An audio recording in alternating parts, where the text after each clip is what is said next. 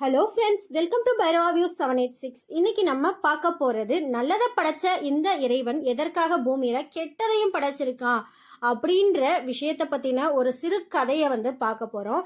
சில கேள்விகளுக்கு நம்ம என்னதான் சிந்திச்சாலும் அதற்கான விடையை நம்மளை முழுசாக தெரிஞ்சிக்கவே முடியாது. ஆனால் அந்த கேள்விக்கான விடையை புரிஞ்சு கொள்ளக்கூடிய ஆற்றல் நம்மக்கிட்ட இருக்குது.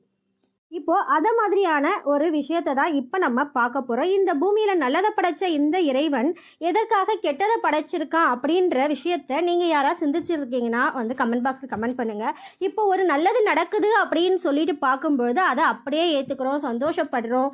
அதுக்கு மூல காரணமாக இருக்கக்கூடிய நம்மளுடைய இறைவனையும் இந்த குபேர பிரபஞ்சத்தையும் நம்ம மறந்துடுவோம்.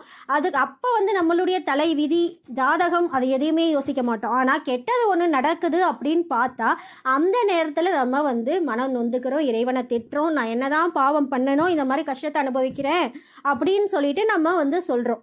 அப்போ நம்ம கடவுளோடையும் இந்த குபேர பிரபஞ்சத்தோடையும் ஜாதகத்தோடையும் தலைவிதியோடையும் நம்ம ஷேர் பண்ணிக்கும் பொழுது, நல்லது நடக்கும் பொழுது அதை நம்ம ஏற்றுக்க மறுக்கிறோம். அதுக்கான கிரெடிட்டை இந்த இறைவன்ட்டையும் இந்த குபேர பிரபஞ்சத்துக்கிட்டையும் நம்ம கொடுக்கறது கிடையாது.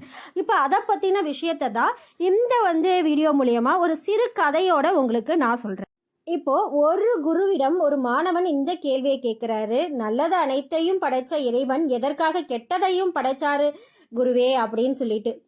இப்போ இந்த நல்லதை நம்ம மனமுகந்து சந்தோஷமாக ஏற்றுக்கிறோம், கெட்டதை மட்டும் ஏற்க மறுக்கிறோமே, அதுக்கான காரணம் என்ன அப்படின்னு சொல்லிட்டு அந்த குருவிடம் இந்த மாணவன் கேட்குறாரு. அந்த குரு ஒரு சிறு புன்னகையோடு அவர் சொல்கிறாரு, அது அவரவருடைய இஷ்டம்ப்பா, இதை பற்றி நம்ம சொல்லி நம்மளுடைய டைமை வேஸ்ட் பண்ண வேண்டிய அவசியம் இல்லை, இதில் அவ்வளோ ஆராய்ச்சி பண்ண வேண்டிய விஷயமும் இல்லை. ஏன்னா ஒரு விஷயத்தை ஏற்றுக்கொள்ளக்கூடிய மனப்பக்குவம் அவர்களுக்கு தான் இருக்குது. ஒருத்தவங்க பார்க்கக்கூடிய பார்வையில் அவங்க பார்க்குற கண்ணோட்டத்தில் தான் அவங்க அந்த விஷயத்தை எப்படி ஏற்றுக்கிறாங்க அப்படின்ற விஷயமே இருக்குது அப்படின்னு சொல்லிட்டு சொல்கிறேன். இப்போது சிறிது நேரம் கழித்து இரவு நேரம் வந்தது. அந்த நேரத்தில் அந்த குரு தன்னுடைய சிஷியனுக்கு உணவாக ஒரு தட்டில் பாலையும் ஒரு தட்டில் சாணத்தையும் வச்சாரு. இதை பார்த்து மாணவன் ஒரு நிமிடம் திகைத்து போனான். குழம்பிய மாணவனுக்கு குரு ஒரு பதில் கொடுக்கிறாரு.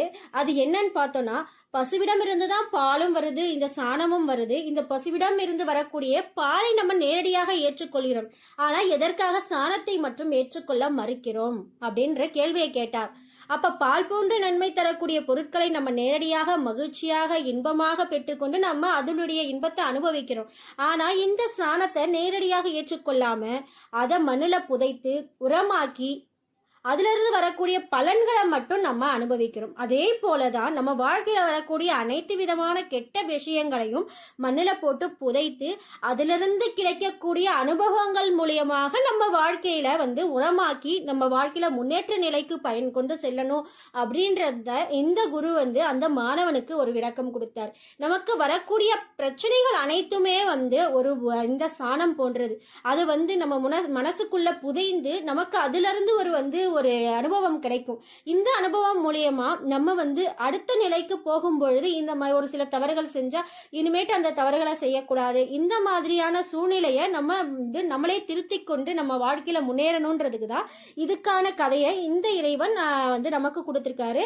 மாணவன் கேட்ட கேள்விக்கும் குரு ஒரு சுலபமான வழியில அந்த மாணவனுக்கு புரியக்கூடிய வகையில இந்த ஒரு சின்ன கதை மூலியமா விளக்கியிருக்காரு.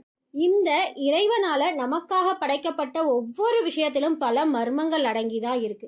புரிந்தவர்கள் என்ன பண்றாங்க, மகானாக ஆகுறாங்க. புரியாதவங்களை மனிதனாக மீண்டும் மீண்டும் இந்த பூமியில பிறந்துகிட்டே தான் இருக்கிறோம். அதுதான் வாழ்க்கை. ஒரு மனிதன் மகானாக மாறுவதற்கு மீண்டும் மறுபிறவி எடுப்பதற்கும் அவரவர் வாழ்கின்ற வாழ்க்கையை எந்த கண்ணோட்டத்துல நம்ம பார்க்கிறோம், எப்படி நம்ம வாழறோம் அப்படின்றத பொறுத்து தான் நம்ம வாழ்க்கை எந்த மாதிரியான வாழ்க்கையா போயிட்டு இருக்கு, அடுத்த பிறவி நமக்கு இருக்கா இல்லையா, நம்ம கர்மாவை கழிச்சிட்டோம் அப்படின்னா அடுத்த பிறவி நமக்கு கிடையாது. இந்த பதிவின் மூலயமா இந்த சிறு மாணவனுக்கு சொல்லக்கூடிய கருத்தின் மூலயமா இந்த குரு அனைத்து விதமான மக்களுக்கும் ஒரு ஈஸியான ஒரு புரியிற மாதிரியான ஒரு தகவல்களை கொடுத்திருக்காரு.